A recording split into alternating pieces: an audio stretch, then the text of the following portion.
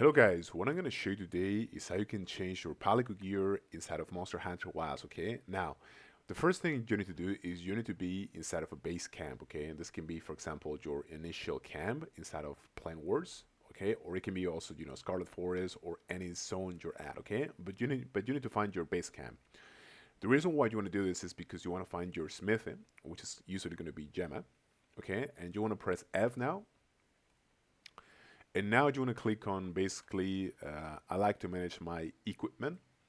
And now you have to go to your, basically this setting here, which is the equipment menu.